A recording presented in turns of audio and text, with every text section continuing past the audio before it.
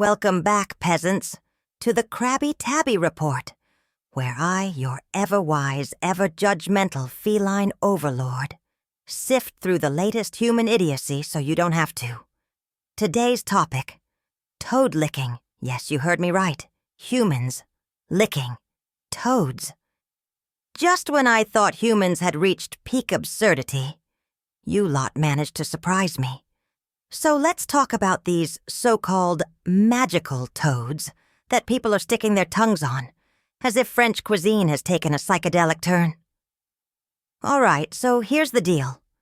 There's a particular species of toad, the Sonoran desert toad, that secretes a toxic goo containing bufotenin. That's a chemical with psychedelic properties, which means some humans, in their infinite wisdom, have decided to lick these amphibians in pursuit of a mystical trip. Yes, because when I see a warty, swamp-dwelling creature, my first thought is, I should put that in my mouth. Now, before you start getting any ideas, let me spell it out for you. This is not a good plan. First off, bufotenin is a toxin. It doesn't come with a friendly label that says, safe for human consumption. It's a defensive mechanism meant to deter predators. If something secretes poison to avoid getting eaten, you probably shouldn't be voluntarily ingesting it. Not only can this stuff cause nausea, vomiting, and hallucinations, but in large enough doses, it can actually be lethal.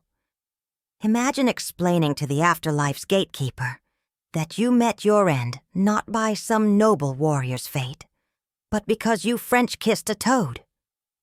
And of course, where there's human stupidity, there's a black market. Some enterprising individuals have taken to milking these poor toads, drying out the venom and selling it as an alternative psychedelic. Because why settle for classic herbal remedies when you can inhale powdered amphibian juice? And here's where I take an issue, aside from the blatant disregard for common sense. What did the toads do to deserve this? Imagine minding your own business in the desert, just trying to live your best toad life, when suddenly some sweaty human grabs you and starts licking your back. If I were a toad, I'd be demanding legal representation. Mildred piped in her 2 cents. To be fair, Crabby Tabby, humans have been experimenting with hallucinogens for centuries. It's part of their spiritual exploration. Oh, please, Mildred. You're telling me that these toad lickers are on some kind of enlightened journey? No, they're on a one-way journey to the emergency room. If they wanted to be spiritual, maybe they should meditate instead of treating the animal kingdom like an all-you-can-eat drug buffet. And just in case you think I'm exaggerating, the U.S. National Park Service literally had to issue a warning telling people to stop licking the toads.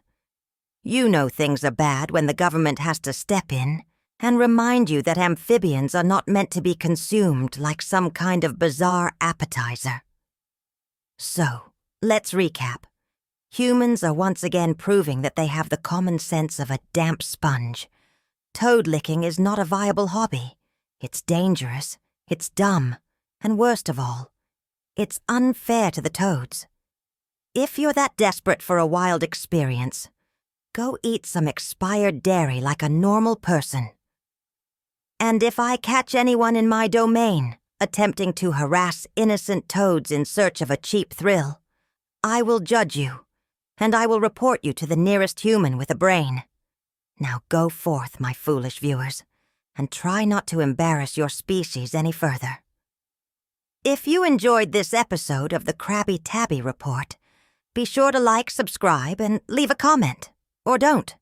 Frankly, I don't care what you do with your life, as long as it doesn't involve licking wildlife. Until next time, stay sharp, stay cynical, and for the love of whiskers, stop making me report on things like this. Other times, the government had to step in for common sense. Since we're already here, let's take a moment to appreciate some of the other times governments had to step in and remind humans how to function. Like the time they had to issue a warning not to microwave your phone in an attempt to charge it, or when they had to explain that eating laundry pods was not a fun new snack.